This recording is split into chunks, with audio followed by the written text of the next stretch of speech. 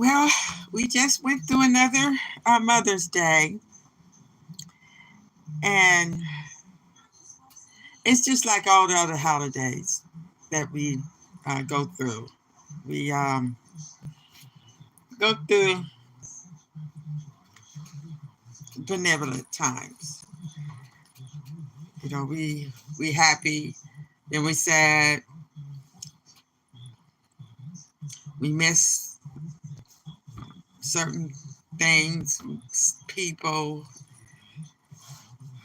We can't do the things that we used to. It's a lot, and uh, the world is going through some transitions. We're dealing with a lot of things. But what I want to discuss is a lot of us went through Mother's Day without a happy Mother's Day card or call from a family member, a daughter or a son. And it hurts. Now, are they doing it specifically to hurt our feelings? Is it?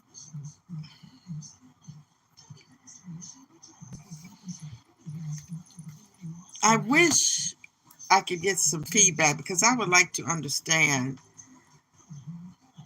what is going on. And I could look at my situation with my mother when she was alive. It was some years that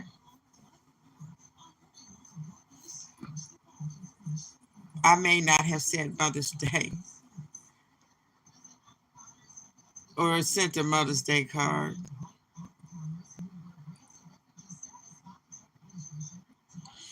And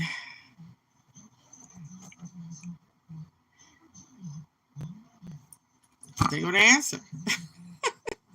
Hi, Mary. Yeah, that's the answer. I didn't feel like she was much of a mother. I didn't feel like she protected me.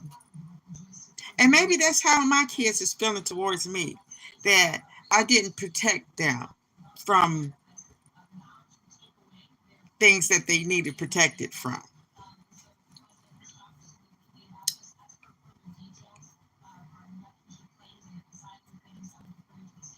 Hello. Do you play Roblox? No, I don't really play games. It's a couple games that I play, but it's like spelling, uh, scramble, stuff like that. Oh, Roblox. Oh, Roblox. No, I have a grandson that loves that game. Isn't that something like Minecraft? They got a movie out. Hi, Zoe. They got a game, no, a movie out called more Minecraft, I think. Um,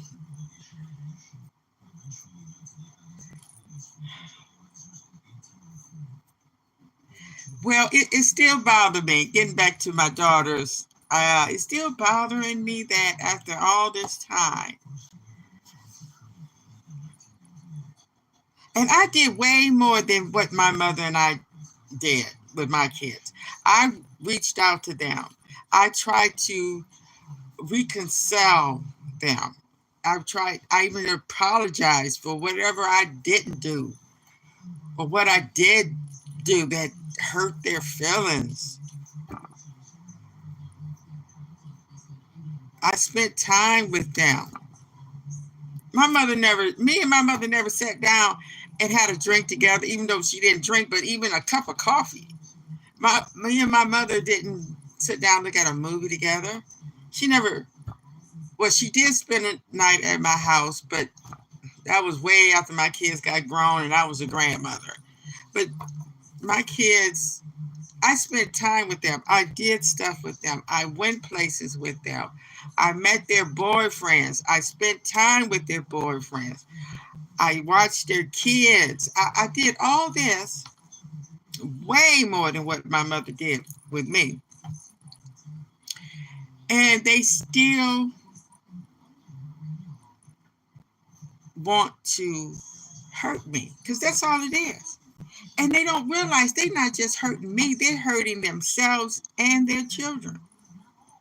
Because their children, their children will grow up, which a lot of these kids really don't care if they don't know their grandparents.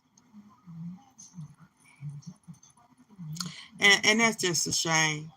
It's just pitiful that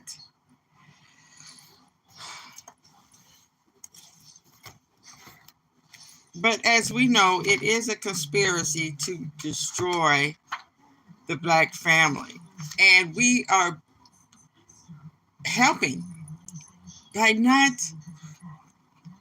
being close to one another and helping each other.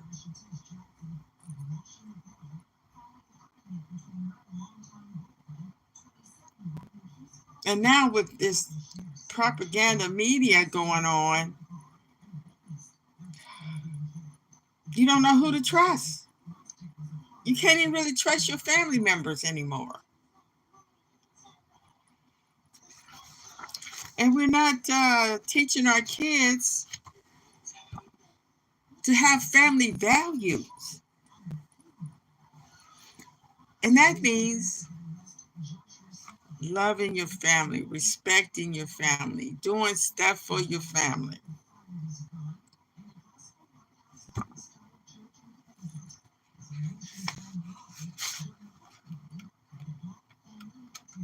And it's a shame. I have all these nieces and nephews, and I can't call not one of them and ask them for help. Never could. And that's only because we grew up in a dysfunctional home that nobody helped one another. Nobody respected one another.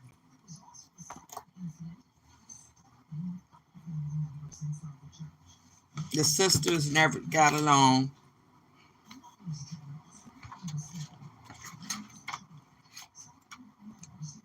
So they're not going to teach their kids to help one another.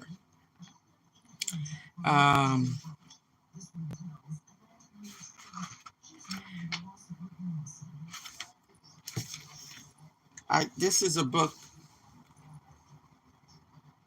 that we should have in every home. Countering the conspiracy to destroy the Black boys.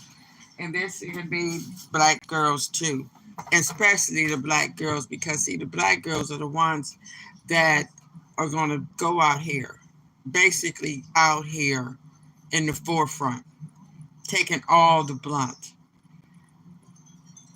all the meanness, and developing positive self-image and discipline in Black children. We need this. Because growing up in the home I did not have a positive self-image. And it's still not there. I'm working on it, and you get to the point, you get to the age where who cares? Because we live in a country that basically older people are just brushed to the side. I don't know why. I guess it's a learned behavior, because excuse me, you live long enough, you're going to be, but see, they felt like it's not going to happen to them. They're not going to need no help.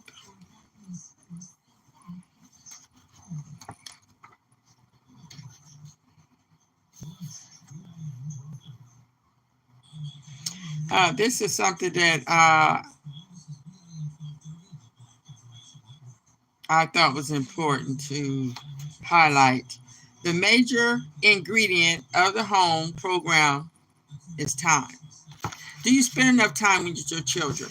I'm talking about just fun time, teaching, teaching them. You know, you start young.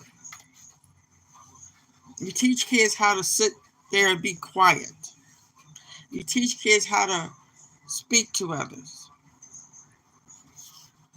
You know, I come from, you know, back in the day where you had to respect your elders. When you come in the home, somebody's home, you speak to them. I see kids come in the house and don't even speak. To me, that's a big deal, but now it don't mean nothing. Okay, many parents say they gave their children everything, but when asked for details, their answers are things. Things. That's what we had. We didn't want for nothing. But they did not give us their time. They did not sit down with us and plan things or talk about finances or talk about anything. News of the day.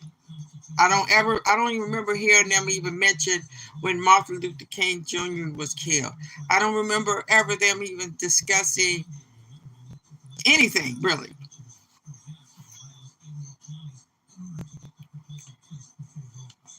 But when asked for details, their answers are things, not time. They don't, do you hear parents say, oh, yes, we spend, well, of course, you have some parents that spend time reading, some have Bible study, some do have time, do spend time, and that is good. I don't care if it is just Bible study. You're spending time, you taking time out your day. You're showing your children that you are valuable. We do not have 18 years to develop our children. We have 6 hours a day on weekends, 16 hours on weekends, plus summers, multiplied by 18 years, which equals to only 7 years and 313 days.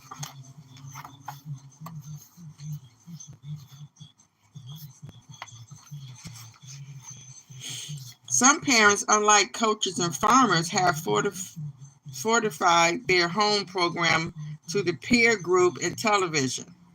The parenting process starts and ends with play outside, go watch TV, the very institutions that have detrimental effects on the goals of this book. Yeah. So, like I said in one of my other previous videos, it shouldn't even be a television in the home till the child is at least 5 years old. So that's me. And I didn't have nobody telling me that. I didn't have anybody instructing me on how to be a good parent. And that's what we're missing. We are missing parental instruction. It's not in the Bible, and it's in experience, learning from someone who is willing and want to share their experience and also give very sound educational proven instructions. We all need a director,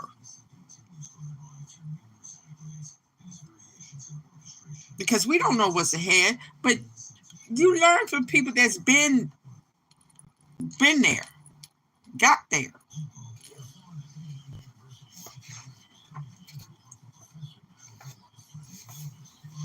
And we're not teaching our kids about cultural differences, diversity, how to love one another. And I know it's hard for some people to do that because they don't know how to do it. But getting back to my daughter,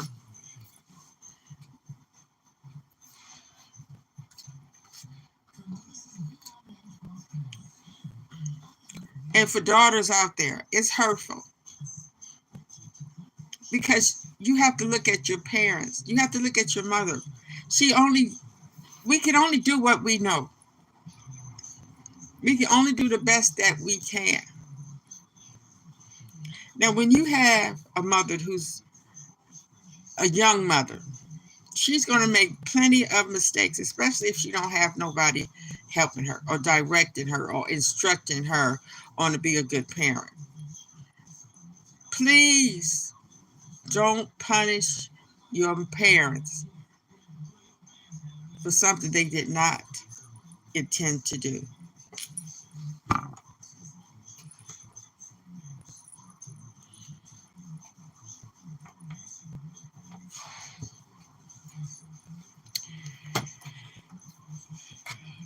Yeah, some of us are raised by alcoholic parents, criminal parents, very abusive parents.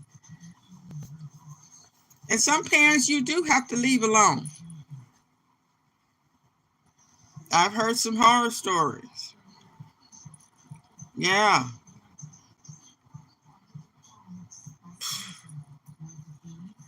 You wonder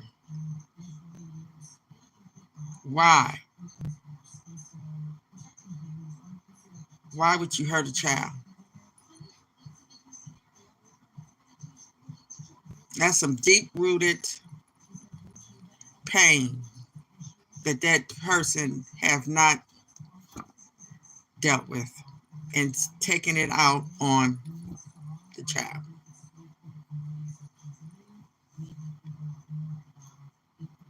Well, I sure would like to talk to someone about how to remedy the differences between a mother and daughter. Is it really hate? Is it hating the parent or just hating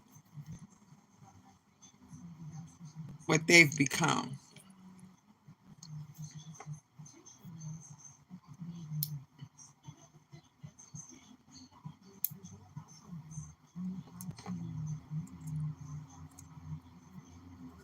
As I'm going to tell you, I was really hurt. I'm hurt every day that I have children that hate me. That's the only thing I can think of, because you have to really have a profound, deep hatred towards somebody to hurt them like that. And that goes for my nieces and nephews, my aunts and uncles, my cousins,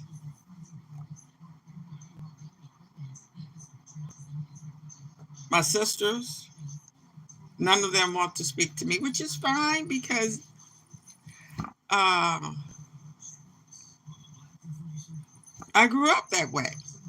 I didn't have no aunts and uncles when I grew up. I mean, even though I had 12, 6 on each side, plenty of cousins. But when it came to me, they didn't want to have nothing to do with me. I don't know why. I don't know what in the world I did when I was a child. And my father told me, you ain't been shit since you was 5 years old. I'm like, what in the world did I do at 5 years old that would make him want to say that to me, to my face? Only because he accused me of taking his watch, which he found later that he had moved. But since I was in his house and he couldn't find his watch, he put 2 and 2 together. I must have took it, even though I wasn't the only one in the house. And I have took stuff from him before, way back. I mean, it had been years, but I had the kind of parents that don't forget. They don't forget and they don't forgive.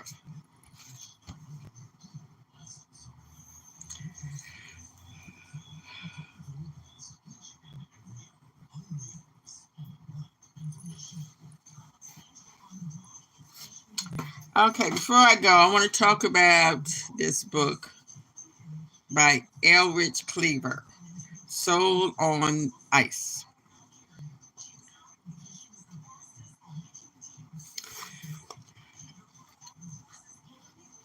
This is a lot of stuff that we need to talk to our children about. We really need to talk to them about some really strong, deep,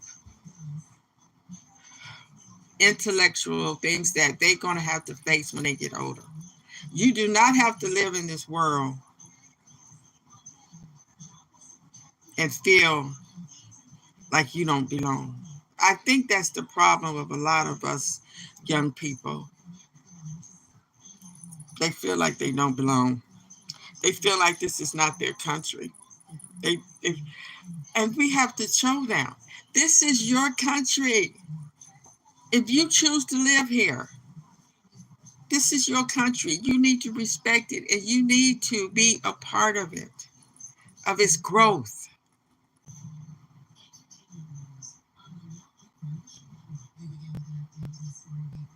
And we need to teach them who the true enemy is, because it is enemies out here that don't want to see you succeed. So this is this book right here. Let it be part of your collection. It might be in the library.